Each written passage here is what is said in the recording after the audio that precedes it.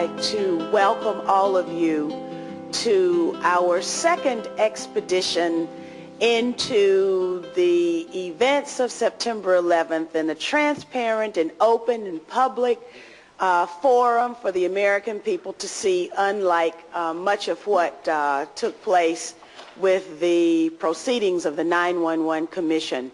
I would also like to thank the expert panelists who are going to be with us today, as well as thank all of you in the audience who are with us. And I definitely want to thank all of the cameras that are here recording these proceedings, because it is through the dissemination of vital information on this subject that the American people will be made aware of what actually happened on that day when we had 4 significant failures on one day of $1 trillion military and intelligence infrastructure. I don't think that that is certainly a possible thing to have happened. It's quite a coincidence if it is. And let me also just welcome our expert questioners who will use this opportunity to elucidate all of us, and then all of you will then become expert questioners after we have heard from the panelists.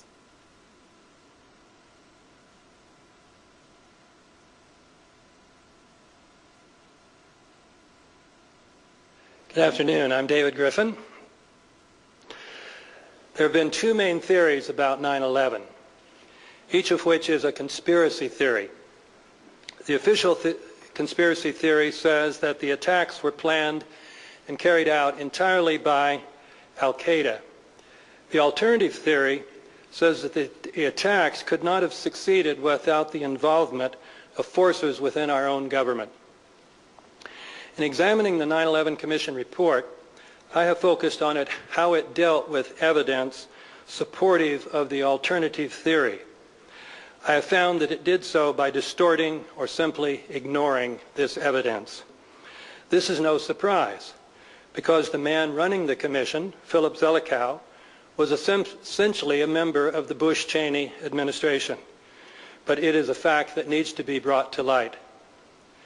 Because there are so many omissions and distortions, in my book I identified at least 115, I can point to a significant percentage of them only by moving through my list rather quickly. I will begin with the question of how hijacked airliners could have struck the Twin Towers. The Commission's answer was the 3rd answer we have been given to that question.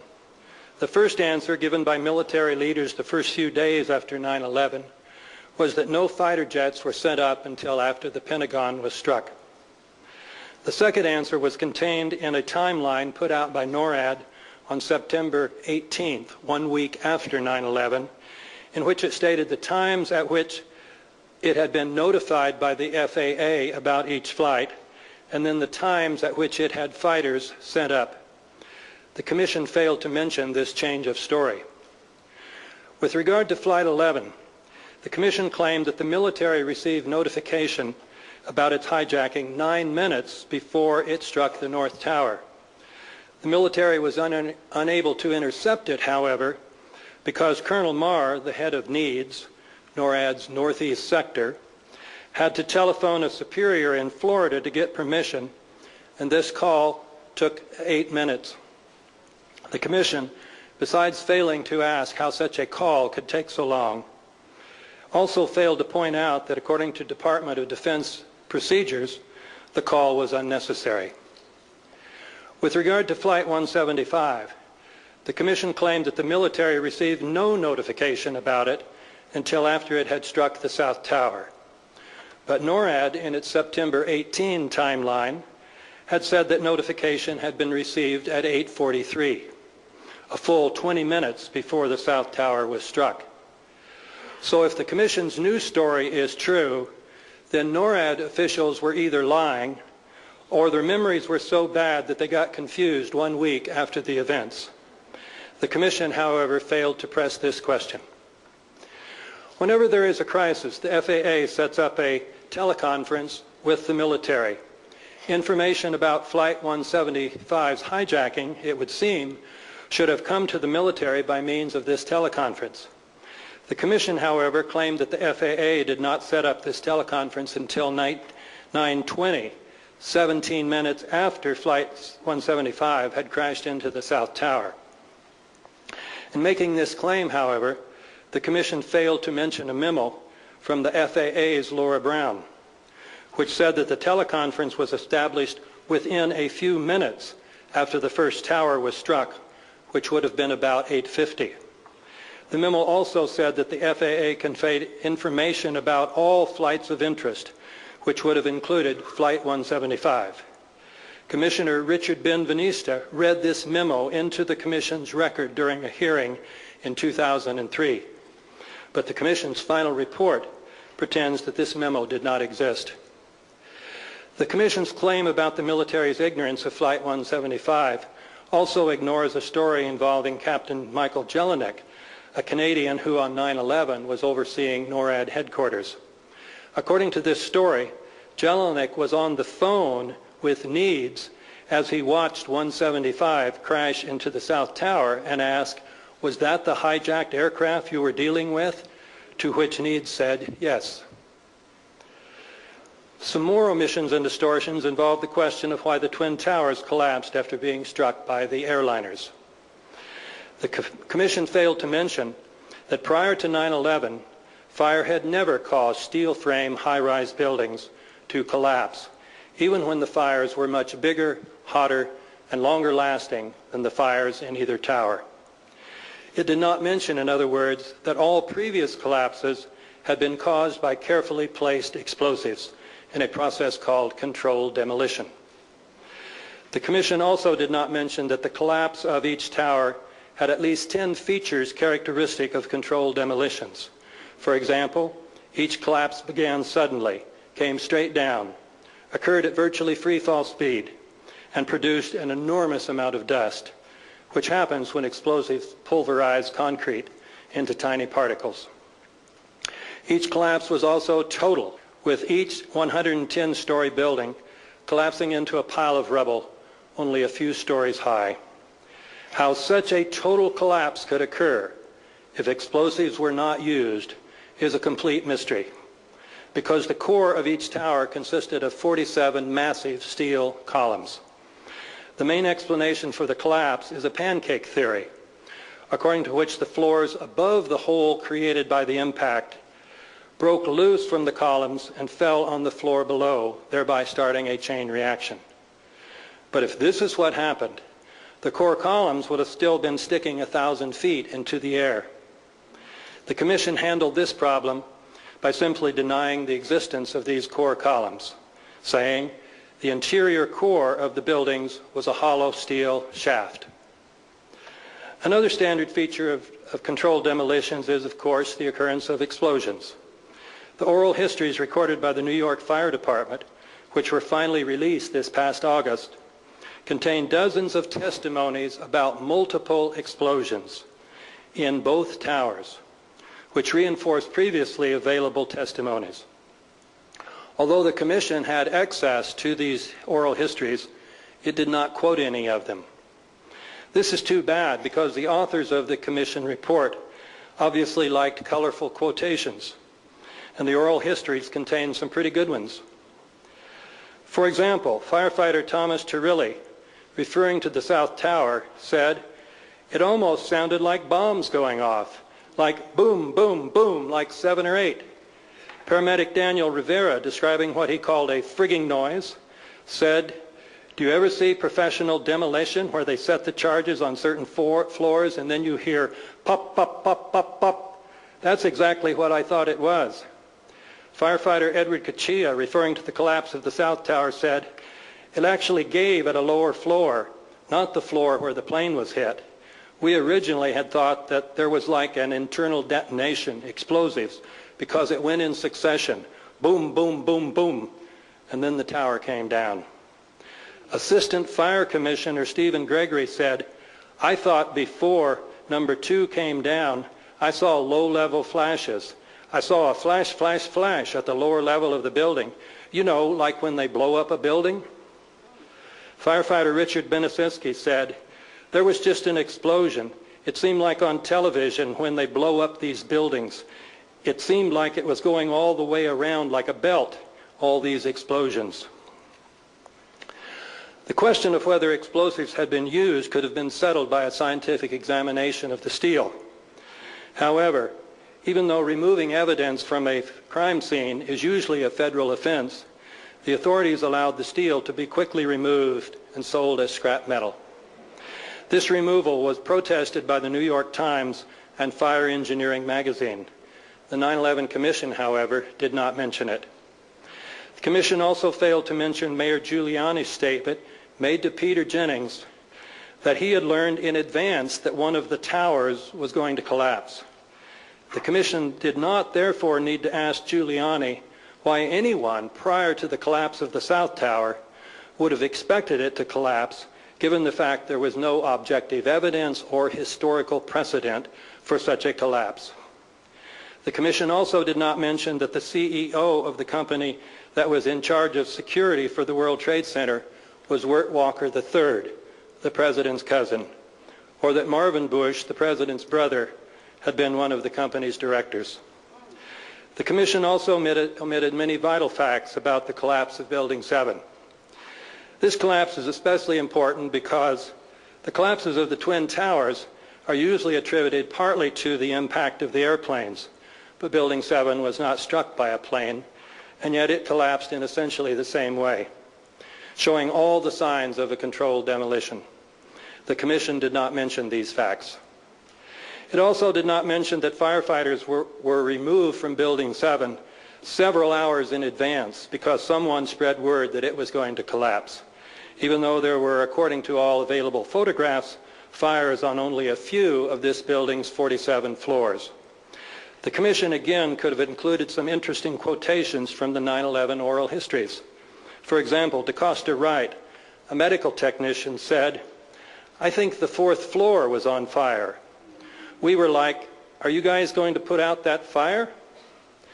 Chief Thomas McCarthy said, "They were waiting for 7 World Trade to come down. They had fire on 3 separate floors, just burning merrily. It was pretty amazing, you know. It's the afternoon in Lower Manhattan.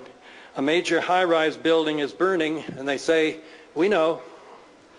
But the Commission says nothing about this decision not to fight the fires based on advance knowledge that the building was going to collapse. The Commission also did not mention that Larry Silverstein, the building's owner, said on a PBS show that he and the fire department commander decided it would be best to pull the building, after which we watched the building collapse. I remember getting a call from the fire department commander telling me that they were not sure they were going to be able to contain the fire. And I said, you know, we've had such terrible loss of life. Maybe the smartest thing to do is pull it. And they made that decision to pull, and then we watched the building collapse. The Commission avoided pointing out any of these things by simply not finding any room in its 571-page book to mention the fact that Building 7 collapsed, even though it was supposedly the first large steel frame building in history to collapse solely because of fire. There are also many omissions and distortions related to Flight 77. According to the Commission's new timeline, the FAA did not notify the military about Flight 77 before it struck the Pentagon. NORAD's previous timeline, to be sure, had said that the FAA had provided this notification at 9:24.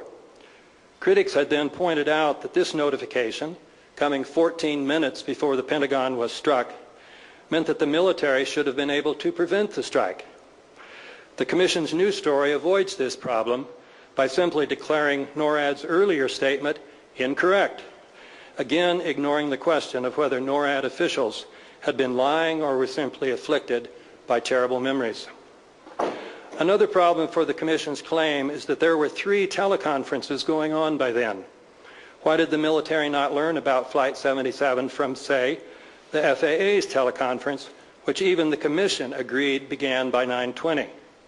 Because, we are told, the person at the National Military Command Center in the Pentagon who was assigned to this teleconference found it worthless and hence didn't pay attention. This account, however, ignores Laura Brown's memo, which reported that the FAA had connected with both the Pentagon and NORAD, with which the FAA shared real-time information about all the flights of interest, including Flight 77. Her memo said, in other words, that the FAA had told the military about Flight 77 long before 9/24. Commissioner Benveniste commented on the significance of this statement at the hearing in which he read the memo into the record. But the Commission wrote its final report as if this memo and that conversation never occurred. The Commission also had another problem. Fighters had clearly taken off from Langley Air Force Base at 9:30 that morning. NORAD had said that they were sent up after it had received notification about Flight 77's hijacking at 9:24. The Commission handled this problem by simply declaring NORAD's statement incorrect. But then the Commission had to explain why the Langley jets took off at 9:30. The Commission did this by means of a new concept, Phantom Flight 11. That is, the Langley fighters that were really scrambled in response to a false report from the FAA that Flight 11 was still aloft and headed towards Washington. The proof of this claim, we are assured, is provided by an audio file on which someone from the FAA Center in Boston told someone at Needs about this flight. No reporter can confirm this story, however, because the Commission was unable to identify the source of this mistaken FAA information. But the Commission failed to explain why, given the sophisticated voice identification techniques now available, it could not identify the two individuals on this audio file. I turn now to problems in the Commission's treatment of the strike on the Pentagon. The Commission claimed that no one knew that an aircraft was headed towards Washington until about 9:36, just a couple minutes before it struck the Pentagon. But Secretary of Transportation Norman Mineta had reported a conversation showing that Vice President Cheney, along with others in the shelter conference room under the White House, knew at least 10 minutes earlier that an aircraft was approaching. The Commission, in claiming otherwise, simply made no mention of Mineta's report, even though it had been given in open testimony to the Commission. The Commission also failed to deal with many problems in the claim that the aircraft that hit the Pentagon was Flight 77 under the control of Hani Hanjour. For example, the aircraft, in order to hit the West Wing, reportedly executed a downward spiral that would have been difficult for an accomplished pilot. And yet Hanjour was known as a terrible pilot. The Commission handled this problem by admitting Hanjour's deficiencies on some pages, while claiming elsewhere that he was given this assignment because he was the operation's most experienced pilot. The Commission also failed to point out that if terrorists had wanted to cause maximal death and destruction, the West Wing would have been their last choice. It had been reinforced so the damage was less severe than a strike on any other place of the Pentagon would have been. It was still being renovated, so relatively few people were killed. And the Secretary of Defense and all the top brass were in the East Wing, as far removed from the West Wing as possible. The Commission also failed to discuss several factors that have led some critics to conclude that the aircraft that hit the Pentagon was not even a Boeing 757. This controversy could be cleared up by simply showing the videos that were confiscated from the security cameras at the nearby Sheraton Hotel and the Citgo gas station. But the Commission failed to subpoena them or even to mention their existence. Finally, the Commission claimed that Al-Qaeda hijackers did not strike a nuclear plant because they feared that their plane would be shot down by anti-aircraft defense systems. But the Commission failed to discuss whether the Pentagon is not protected by some such system, which would normally shoot down any aircraft without a U.S. military transponder. There are also many serious omissions and distortions in the Commission's treatment of Flight 93. One thing omitted is considerable evidence that Flight 93 was shot down by our own military. The Commission addressed this question only indirectly by constructing another new timeline, according to which the military did not learn about the hijacking of Flight 93 until it had crashed. This claim, however, required ignoring Laura Brown's memo one more time. The Commission also claimed that the military could not have learned about Flight 93 from the White House video conference organized by Richard Clark because it did not include the right officials from both the FAA and the Defense Department. But Clark's book, Against All Enemies, states that the FAA was represented by its head, Jane Garvey, and the Defense Department was represented by Secretary Rumsfeld and General Richard Myers, who was then acting chair of the Joint Chiefs of Staff. These were surely the right people. Clark says, moreover, that Garvey's list of potential hijackers, which Garvey read while Myers and Rumsfeld were listening, included United 93 over Pennsylvania. The Commission's new timeline also claimed that the shoot-down order was not issued by Cheney until after 10:10, hence 7 or more minutes after Flight 93 had crashed, and that the order was not received by Richard Clark until 10:25. The Commission omitted the fact, however, that Clark said that he received the order at about 9:50. The Commission also failed to mention that according to ABC News, Colonel Marr at Needs received the shoot-down order and then instructed fighter pilots to destroy the airliner. Another part of the Commission's new timeline is its claim that the Vice President did not arrive in the shelter conference room until shortly before 10. In making this claim, however, the Commission had to ignore many previous reports, including Norman Minetta's testimony to the Commission itself that Cheney was already in charge down there when Minetta arrived at 9:20. This is part of the evidence that has led me to the conclusion that the 9/11 Commission report is a 571-page lie. Thank you very much.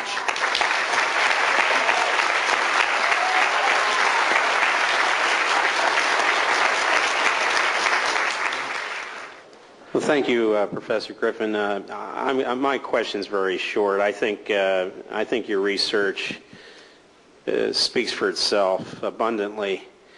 My only question is, in your opinion, what should be done with these people who are obviously engaged in a criminal act?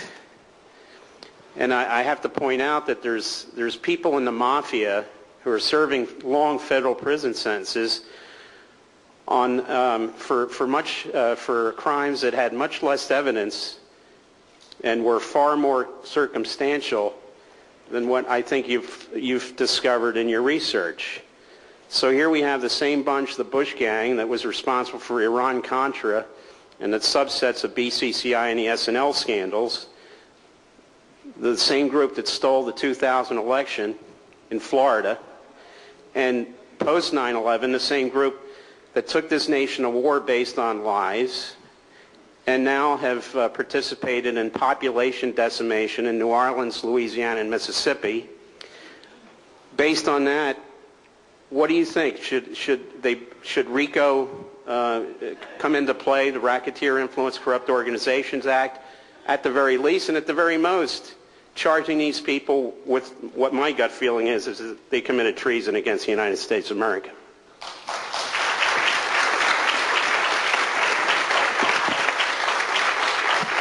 Well, thank you very much for presuming I might have an answer to that question. But there is an answer, where we can start anyway. It's for our Congress and our press to start doing its job. And so we can hope that what's going on in this room today is a start. And obviously, if anything is ultimately to be done, you have to have a prosecutor who has subpoena authority, the authority to offer lowerlings a deal in order to name the ones at the top. you have to put people under lie detector tests. In other words, you have to treat 9/11 like what it was, like a crime.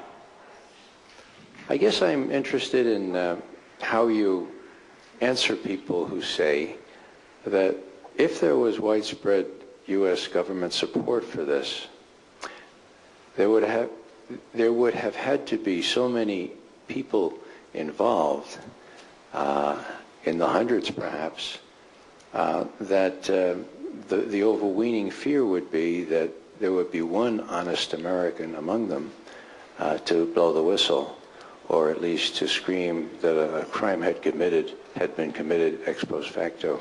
Could you tell me how you answer such critics? Well, I think there are many layers of answers. First of all, my focus today, of course, was not on the crime itself. It was on the cover-up, and just saying that the 9/11 Commission report ignored and distorted an enormous amount of evidence. But of course, the obvious inference is that when you engage in such enormous lies and so many lies, then you must be covering up very high crimes. So it does suggest that they're covering up crimes at the highest level. So your question, Ray, is certainly well taken. I would say one level of explanation is that in operations of this sort, and I'm no expert, but this is what I hear, is that really relatively few people have to have the whole picture, that people in different departments and different underlings know only a certain part. Here's what you're supposed to do, and then you're told, and now you're to keep your mouth shut. And we can't explain, but this is for national security. This is for the national good. And so we ask you to not talk to the press and not talk to Congress. And if you do, then we do expect you to lie. But of course, we will protect you if you do. But then if you don't, if you go beyond the bounds, there's going to be some nut who's going to be very upset with you. And I'm just not sure, Joe, that we can protect your wife and kids. So do you think if you were Joe, you would go forward, particularly when there's nobody at the national level saying, please come forward, tell us what you know.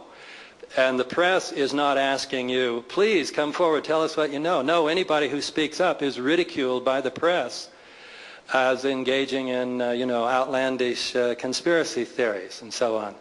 So there is not a climate to encourage people to come forward. That said, there are some people who have been trying to come forward. There are some FBI people who want to tell that they had very precise knowledge about the attacks ahead of time, but they have been muzzled and threatened with jail and who knows what if they speak. And so I don't think it's implausible that thus far the lid has stayed on.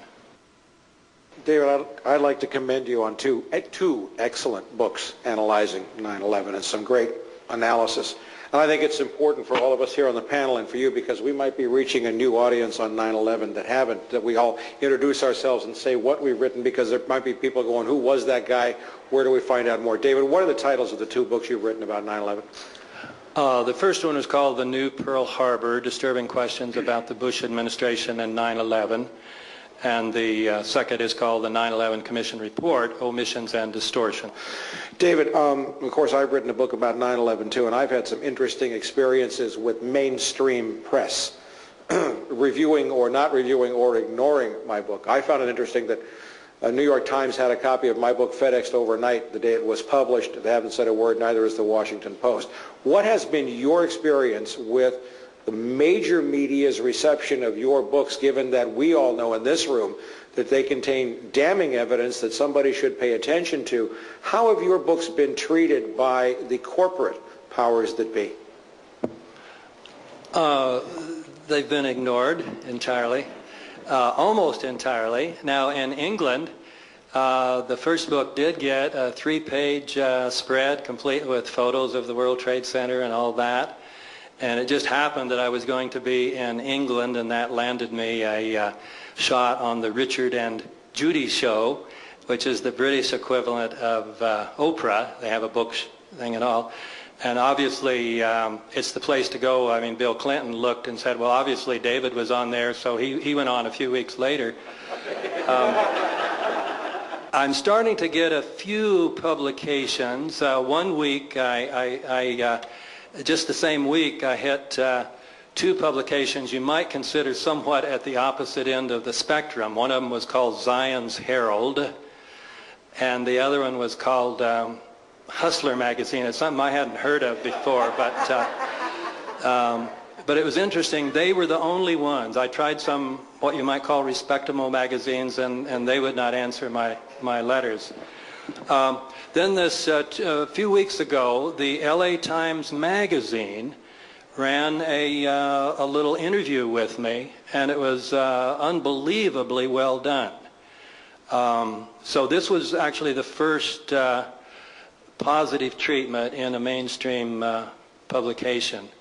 So it may be that things are changing. One other thing that ABC a couple weeks on 9/11 put out some shows on ABC National Radio, and I had a 2.5-minute spot on that. So that's about it.